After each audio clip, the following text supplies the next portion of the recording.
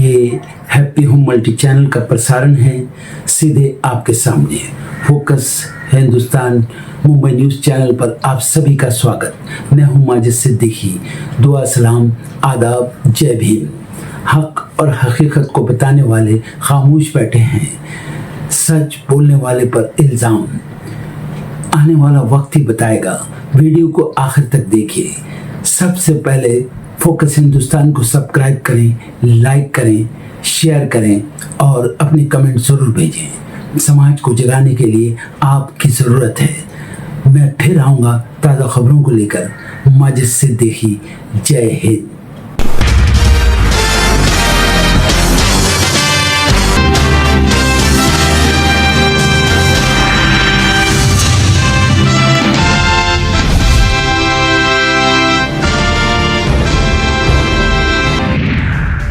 संसद का मानसून सत्र जारी। लोकसभा से पास होने के बाद अब पेपर लीक से जुड़ा बिल आज राज्यसभा में होगा पेश। जोरदार बहस के आसार। कुर्सी छोड़ी इन्फ्लुएंसर बने। सीजेपी प्रमुख दीपके ने पीएम मोदी पर कसा तंज। पेपर लीक विरोधी बिल पर भी उठाए सवाल, कहा ये महज दिखावा। रितमित को और समय ना दिया जाए। चुनाव आयोग को ममता बनर्जी ने लिखा खत। टीएमसी से जुड़ी जांच को तुरंत बंद करने की गई मांग। पश्चिम बंगाल में थमा मिड डे मील विवाद। सरकार ने निकाला बीच का रास्ता, कहा इस्कॉन का खाना भी मिलेगा और अंडा भी। 1 अगस्त से ट्रायल परियोजना शुरू। टीएमसी सांसद अभिषेक बनर्जी के खिलाफ दर्ज 8 एफआईआर मामले में आज होगी सुनवाई। कलकत्ता हाईकोर्ट में होगी सुनवाई। न्यायमूर्ति सौगता भट्टाचार्य की एकल पीठ करेगी मामले की सुनवाई। भोपाल में किसानों का आंदोलन जारी। मूंग दाल की पूरी फसल एमएसपी पर खरीदने और खाद वितरण का टोकन सिस्टम खत्म करने की मांग को लेकर पिछले 3 दिनों से प्रदर्शन कर रहे हैं किसान। E20 पेट्रोल के विरोध को देखते हुए बैकफुट पर मोदी सरकार। E20 पेट्रोल से BS3 गाड़ियों को नुकसान की मानी बात। केंद्रीय मंत्री गडकरी ने कहा कुछ रबर पार्ट्स बदलने पड़ सकते हैं, इंजन बदलने की जरूरत नहीं। एमपी, बिहार और गुजरात की 3 विधानसभा सीटों पर उपचुनाव। सुबह 7 बजे से वोटिंग जारी। 3 अगस्त को आएंगे नतीजे। दिल्ली जिमखाना क्लब विवाद पर केंद्र सरकार ने दिल्ली हाईकोर्ट में दाखिल किया जवाब। कहा सार्वजनिक परिसरों में बेदखली प्रक्रिया पर रोक नहीं लगा सकता कोर्ट। कार्रवाई को बताया पूरी तरह से वैध। रामपुर में सपा नेता आजम खान डूंगरपुर प्रकरण मामले में सुनवाई। आजम खान ने अपनी बचाव में कोर्ट में दाखिल की है 11 गवाहों की सूची। 28 जुलाई को जेल से वीडियो कॉन्फ्रेंसिंग के जरिए पेश हुए थे आजम खान। अमेरिकी राष्ट्रपति ट्रंप की धमकी के बाद अमेरिकी सेना का ईरान पर जोरदार हमला। केशम आइलैंड, बंदर अब्बास समेत कई जगहों पर धमाके। अमेरिकी सेना ने बताया ईरानी हमलों का जवाब। ईरान अमेरिका की जंग के बीच मिस्र पर ड्रोन हमला। डामिएटा पोर्ट पर अमेरिकी गैस टैंकर को बनाया गया निशाना। घटना में कोई हताहत नहीं। पश्चिम एशियाई जंग का दायरा बढ़ने की जताई जा रही आशंका। हॉर्मुज़ी नहीं, बाब अल मंदीब में भी लगेगा टोल। ईरान की सलाह पर जहाजों से फीस लेने की तैयारी में यमन के हूती। सऊदी अरब की बढ़ेगी मुश्किलें। न्यूयॉर्क टाइम्स ने पीओके को बताया पाकिस्तानी कश्मीर। भड़का भारत, कहा कोई पाकिस्तानी कश्मीर नहीं है और सिर्फ पाकिस्तान के कब्जे वाला कश्मीर है। पीओके समेत पूरा जम्मू कश्मीर भारत का हिस्सा। खैबर पख्तूनख्वा में चरमपंथियों ने पाकिस्तानी पुलिस चेकपोस्ट पर बोला हमला। डीएसपी समेत 7 पुलिसकर्मियों की गई जान, जबकि 22 घायल। अमेरिका की केंद्रीय बैंक फेडरल रिजर्व ने ब्याज दरें रखी स्थिर। बैठक में मौजूदा मुद्रास्फीति पर जताई गई चिंता। राष्ट्रपति ट्रंप के टैरिफ और ईरान के संघर्ष के कारण उच्च ऊर्जा लागत से बढ़ी महंगाई। देश में गिग जॉब्स का बड़ा उछाल। साल 2030 तक गिग इंटरनेट कामगारों की संख्या 2.1 करोड़ तक पहुंचने का अनुमान। महिलाओं की हिस्सेदारी अब भी 1%। रेड सी स्ट्रैटेजी की रिपोर्ट में दावा। दुनिया की दिग्गज लग्जरी कार कंपनी BMW करेगी कर्मचारियों की छटनी। 2027 के अंत तक 8000 नौकरियों में कटौती की तैयारी। चीनी बाजार में कड़ी टक्कर और कम होते मुनाफे के बीच खर्च कम करने की कोशिश में कंपनी। E20 विवाद के बीच बड़ी एथेनॉल फ्री फ्यूल की मांग। प्रीमियम पेट्रोल की बिक्री दोगुनी से हुई ज्यादा। एथेनॉल के इस्तेमाल से गाड़ियों पर पड़ने वाले असर को लेकर लोगों में चिंता। वैश्विक अनिश्चितताओं के बीच वित्त मंत्रालय की मासिक आर्थिक रिपोर्ट आई सामने। सरकार का घरेलू सुधारों पर जोर, कहा रणनीतिक बढ़त के लिए तेज नीतिगत फैसलों की जरूरत।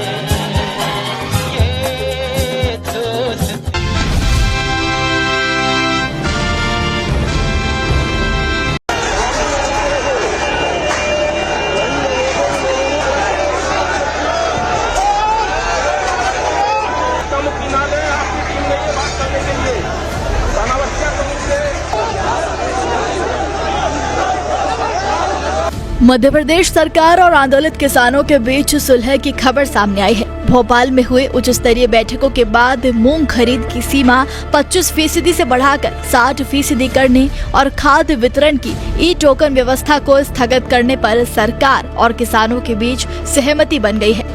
भोपाल में मूंग की खरीद, ई टोकन सिस्टम और न्यूनतम समर्थन मूल्य यानी एमएसपी की कानूनी गारंटी को लेकर किसानों का आंदोलन तीसरे दिन खत्म हुआ। सरकार के प्रस्ताव पर ज्यादातर किसान संगठन मान गए और घर लौट गए, तो वहीं कुछ किसान अभी भी मूंग की सरकारी खरीद 100% करने की मांग पर अड़े हुए हैं। जानकारी के मुताबिक मध्य प्रदेश सरकार ने बुधवार को आंदोलनरत किसानों की बातचीत के बाद राज्य के मूंग उत्पादक पात्र किसानों की उपज का 60% उपार्जन करने की घोषणा की, जिसके कुछ देर बाद मुख्यमंत्री आवास से कुछ ही दूरी पर डटे अन्नदाताओं ने अपना प्रदर्शन खत्म करने की घोषणा की। तो वहीं बुधवार की रात तक किसानों का भयंकर विरोध प्रदर्शन देखने को मिला था। किसानों ने पुलिस के बैरिकेडिंग को ध्वस्त करते हुए मुख्यमंत्री मोहन यादव के सरकारी आवास से महज 1 किलोमीटर दूर रोशनपुरा चौराहे पर अपना डेरा डाल दिया था। इससे पहले प्रदर्शनकारियों ने केंद्रीय कृषि मंत्री शिवराज सिंह चौहान के भोपाल स्थित आवास के बाहर भी जमकर नारेबाजी और प्रदर्शन किया, जबकि मध्य प्रदेश सरकार प्रदर्शनकारियों के प्रतिनिधियों के साथ बातचीत कर रही थी। संयुक्त किसान मोर्चा और 18 अन्य किसान संगठनों के नेतृत्व में मार्च करने वालों ने नर्मदापुरम रोड पर बैरिकेडिंग की कई परतें पार की, जिससे पुलिस के सामने तनावपूर्ण हालात पैदा हो गए। इस दौरान किसानों और पुलिस के बीच बार बार झड़पें हुई और कुछ बसों की खिड़कियां क्षतिग्रस्त कर दी गई, लेकिन अधिकारियों ने बल प्रयोग से परहेज किया। आंदोलन को धार देने के लिए किसानों ने विरोध के अनोखे तरीके अपनाए थे। नर्मदापुरम रोड पर अर्धनग्न होकर सरकार विरोधी नारेबाजी की गई। प्रदर्शनकारियों ने सद्बुद्धि यज्ञ किया और सड़क के किनारे बाटी चोखा पकाया। इससे पहले मंगलवार रात राज्य के कृषि मंत्री ऐदल सिंह कंचाना और किसान नेताओं के बीच बातचीत का पहला दौर बिना किसी नतीजे के खत्म होने के बाद भी आंदोलन के कम होने के कोई संकेत नहीं दिखे थे। किसान रात भर सड़कों पर डटे रहे, जिससे भारी ट्रैफिक जाम हुआ और पुलिस को यात्रियों का रास्ता बदलना पड़ा। मंगलवार की रात मुख्यमंत्री आवास की ओर मार्च कर रहे प्रदर्शनकारियों को वीर सावरकर सेतु के पास रोक दिया गया, जबकि बुधवार सुबह आसपास के इलाकों में स्कूल बंद कर दिए गए। बता दें कि किसान गर्मियों की पूरी मूंग की फसल की एमएसपी पर खरीद, खाद वितरण के लिए ई टोकन सिस्टम को खत्म करने और अगली बुवाई के मौसम से पहले खाद की समय पर उपलब्धता की मांग कर रहे हैं। सरकार के संपर्क करने के बावजूद कुछ प्रदर्शनकारियों ने नर्मदापुरम रोड पर अर्धनग्न प्रदर्शन करके आंदोलन को और तेज कर दिया। इस विरोध प्रदर्शन को स्थानीय निवासियों का भी समर्थन मिला, जिसमें जेएनजी के कई सदस्य भी शामिल नजर आए। भारतीय किसान यूनियन के संतोष बटवारे ने कहा कि हमने किसानों के सामने अपनी बात रखी, लेकिन वो सहमत नहीं हुए, इसलिए विरोध प्रदर्शन जारी रहा। स्थिति ये है कि सरकार को किसानों के हित में फैसला लेना चाहिए। अगर किसानों के पास लगभग 4 से 6.5 क्विंटल उपज बचती है तो उन्हें न्यूनतम समर्थन मूल्य यानी एमएसपी पर भी लगभग 2800 रुपए प्रति क्विंटल का नुकसान उठाना पड़ रहा है। हमने समझौता करने की कोशिश की और कम से कम 10,000 से 12,000 रुपए प्रति हेक्टेयर मुआवजे का प्रस्ताव रखा, लेकिन सरकार सहमत नहीं हुई। तो वहीं इस मामले पर किसानों का समर्थन करते हुए कांग्रेस की भी प्रतिक्रिया सामने आई। कांग्रेस ने प्रदर्शन के दौरान सोशल मीडिया एक्स पर ट्वीट करते हुए लिखा, भोपाल की सड़कों पर किसानों का जन सैलाब उमड़ पड़ा है। किसान सड़कों पर उतरकर अपने अधिकारों की मांग कर रहे हैं। बीजेपी सरकार से अपनी मेहनत का हिसाब मांग रहे हैं। किसान चाहते हैं मूंग फसल की 100% सरकारी खरीद हो, खाद वितरण के लचर सिस्टम में सुधार किया जाए, किसानों से जुड़े लंबित मुद्दों पर ठोस फैसला किया जाए। लेकिन किसानों से बात करने के बदले अहंकारी बीजेपी सरकार उन्हें बैरिकेड लगाकर रोक रही है, उनकी आवाज दबा रही है। ये हमारे देश के अन्नदाता हैं। बीजेपी सरकार को सत्ता का घमंड छोड़कर इनकी बात सुननी चाहिए। फिलहाल सरकार के प्रस्ताव पर ज्यादातर किसान संगठन मान गए हैं और अपने घर लौट गए हैं। सरकार की 60% मूंग खरीदी, ई टोकन व्यवस्था अस्थायी रूप से बंद करने और मूंग खरीदी की अवधि बढ़ाए जाने के सरकार के प्रस्ताव को किसानों ने भी मान लिया है, जिसके कुछ देर बाद मुख्यमंत्री आवास से कुछ ही दूरी पर डटे अन्नदाताओं ने अपना प्रदर्शन खत्म करने की घोषणा की। तो वहीं कुछ किसान अभी भी मूंग की सरकारी खरीदी 100% करने पर अड़े हुए हैं। किसान न्यूनतम समर्थन मूल्य पर मूंग की 100% खरीद की मांग पर अड़े रहे और कहा कि इस बारे में सभी हितधारकों से बातचीत के बाद अंतिम निर्णय लिया जाएगा और तब तक उनका आंदोलन जारी रहेगा। किसानों के लिए कृषि कल्याण वर्ष हम पूरे मध्य प्रदेश में मना रहे हैं, बहुत सारे काम कर रहे हैं। किसानों से जुड़े हुए एक विषय को लेकर के मैंने एक कमेटी बनाई है जो किसानों से संवाद करेगी। कल भी हमने माननीय मंत्री कृषि मंत्री ऐदल सिंह कंसाना को भेजा था। आज भी हमारे ऐदल सिंह कंसाना जी कृषि मंत्री, माननीय कृष्णा गौड़ जी, माननीय विश्वास सारंग जी, माननीय राकेश सिंह जी और अधिकारियों का हमारा दल संवाद करेगा। हम निवेदन कर रहे हैं कि किसानों के साथ सरकार सदैव उनकी सकारात्मक सुझावों के साथ खड़ी है, लेकिन जनता को कष्ट न हो इसकी चिंता भी दोनों पक्ष को करना चाहिए। तो हम समस्या का समाधान संवाद से भी निकालते हैं और उम्मीद करेंगे कि हमारे बाकी सारे किसान संगठन, भारतीय किसान संघ और अन्य संगठन सब मिलकर के जब जनता की बेहतरी की बात करते हैं तो किसानों की बेहतरी की बात तो जरूर करेंगे ही सही।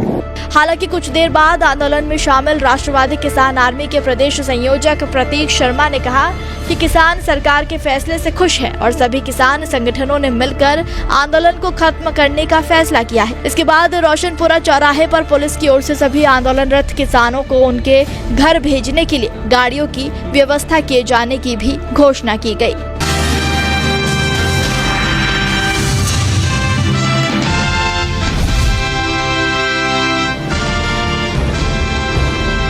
संसद का मॉनसून सत्र जारी है, जहां तमाम मुद्दों पर सत्ता पक्ष और विपक्ष चर्चा कर रहे हैं, अपनी बात रख रहे हैं। इसी कड़ी में टीएमसी के बागी सांसद भी सदन की कार्रवाई में हिस्सा ले रहे हैं, लेकिन अब भी टीएमसी के बागी सांसदों के नाम के आगे टीएमसी ही लिखा हुआ है, जिस पर टीएमसी सांसद महुआ मोइत्रा ने मोर्चा खोल दिया है। एनडीए को समर्थन दे चुके और एनसीपीआई में विलय का ऐलान कर चुके टीएमसी के बागी सांसदों के आगे अब भी लोकसभा कार्रवाई के लाइव टेलीकास्ट में टीएमसी लिखे जाने पर महुआ मोइत्रा ने बड़ा हमला बोला।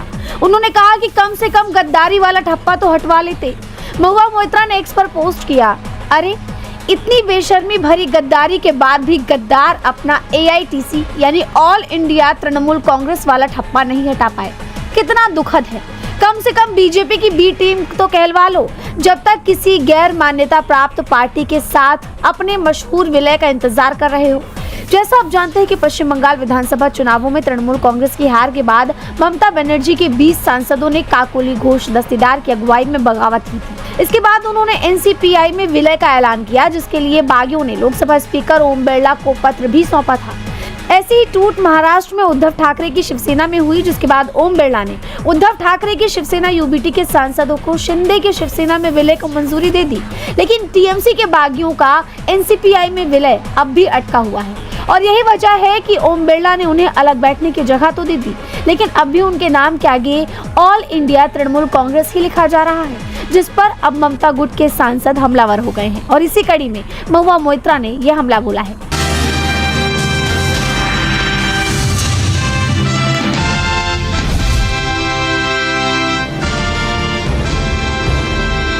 उत्तर प्रदेश के आईआईटी कानपुर से एक बेहद हैरान करने वाला मामला सामने आया है, जहां एक छात्र ने साइबर सिक्योरिटी कार्यक्रम में प्रवेश नहीं मिलने के बाद कथित तौर पर संस्था की वेबसाइट में अनऑथराइज्ड तरीके से प्रवेश कर अपनी तकनीकी क्षमता का प्रदर्शन किया। इस दौरान उसने वेबसाइट पर एक मैसेज भी छोड़ा, जिसमें लिखा था, all I need is just a fair chance, यानी मुझे सिर्फ एक निष्पक्ष मौका चाहिए। इस घटना के बाद मामला सोशल मीडिया पर तेजी से वायरल हो गया।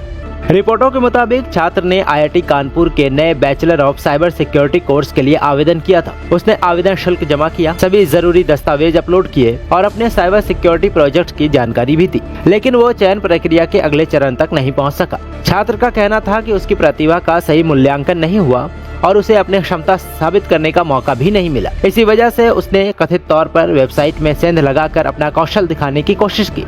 घटना के बाद छात्र ने सोशल मीडिया प्लेटफॉर्म एक्स पर पोस्ट करते हुए दावा किया कि उसने आईआईटी कानपुर और आईआईटी मद्रास की वेबसाइटों के कुछ हिस्सों तक पहुंच बनाई। उसने कहा कि उसका मकसद किसी तरह का नुकसान पहुंचाना नहीं था, बल्कि यह दिखाना था कि वो साइबर सिक्योरिटी का क्षेत्र में सक्षम है और उसे सिर्फ एक निष्पक्ष मौका चाहिए। इसके बाद आईआईटी कानपुर ने इस मामले को गंभीरता से लिया। संस्थान के निदेशक प्रोफेसर मनिंद्र अग्रवाल ने कहा कि बिना अनुमति किसी कंप्यूटर सिस्टम में प्रवेश करना कानूनन गलत है और इसे स्वीकार नहीं किया जा सकता। हालांकि उन्होंने ये भी माना कि छात्र की तकनीकी क्षमता को परखा जाना चाहिए। इसी वजह से संस्था ने छात्र के खिलाफ तत्काल FIR दर्ज करने के बजाय उसे औपचारिक तकनीकी परीक्षण के लिए बुलाने का फैसला किया है। IIT कानपुर ने साफ किया कि मौजूदा शैक्षणिक सत्र में छात्र को प्रवेश नहीं दिया जा सकता क्योंकि एडमिशन प्रक्रिया पूरी हो चुकी है। लेकिन यदि छात्र तकनीकी परीक्षण में अपनी योग्यता साबित करता है तो उसे अगले प्रवेश चक्र में मौका देने पर विचार किया जाएगा। कुछ रिपोर्टों के अनुसार संस्था उनके लिए साइबर सिक्योरिटी रिसर्च सेंटर में इंटर्नशिप जैसे अवसरों पर भी विचार कर सकता है। हालांकि इस पर अंतिम फैसला परीक्षण के बाद ही होगा। संस्थान का कहना है कि छात्र का आवेदन चयन प्रक्रिया के दौरान निर्धारित मानकों पर खरा नहीं उतरा था, इसलिए उसे आगे नहीं चुना गया। दूसरी ओर छात्र का दावा है कि उसे अपनी प्रतिभा दिखाने का उचित अवसर नहीं मिला। इसी विरोधाभास ने इस पूरे मामले को चर्चा का विषय बना दिया है। इस घटना ने IIT जैसे प्रतिष्ठित संस्थानों की साइबर सुरक्षा व्यवस्था पर भी सवाल खड़े किए। संस्थान ने सुरक्षा प्रणाली की समीक्षा शुरू कर दी है और संभावित तकनीकी खामियों को दूर करने की प्रक्रिया भी शुरू की है। साथ ही ये संदेश भी दिया है कि प्रतिभा को प्रोत्साहन दिया जाएगा, लेकिन कानून और साइबर सुरक्षा नियमों का पालन हर स्थिति में आवश्यक है। अब सभी की नजर IIT कानपुर द्वारा लिए जाने वाले तकनीकी परीक्षण पर है। यदि छात्र अपनी क्षमता साबित करने में सफल रहता है तो उसे भविष्य में संस्था में प्रवेश मिल सकता है। हालांकि फिलहाल ये साफ है कि इस साल उसे दाखिला नहीं मिलेगा। ये मामला एक तरफ असाधारण तकनीकी प्रतिभा की चर्चा कर रहा है तो दूसरी तरफ ये भी याद दिलाता है कि बिना अनुमति किसी डिजिटल सिस्टम में प्रवेश करना कानूनन रूप से गलत है। निष्पक्ष मतलब न्यूज़ 24।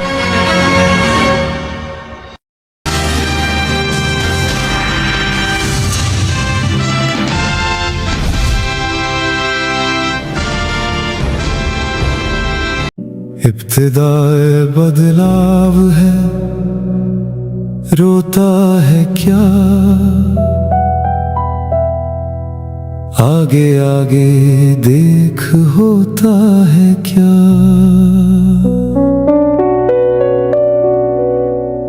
जो अंधेरों से समझौता करें उनका आखिर में भी होता है क्या। सच अगर आवाज बनकर उठ गया, झूठ का फिर जोर रहता है क्या। आज मुश्किल है तो होने भी दो, कल की मंजिल से ये डरता है क्या। वक्त देता है जवाब अपने ढंग से, हर सवाल का फौरन होता है क्या। हौसला रख कारवां चलता रहे, एक ठोकर से सफर रुकता है क्या।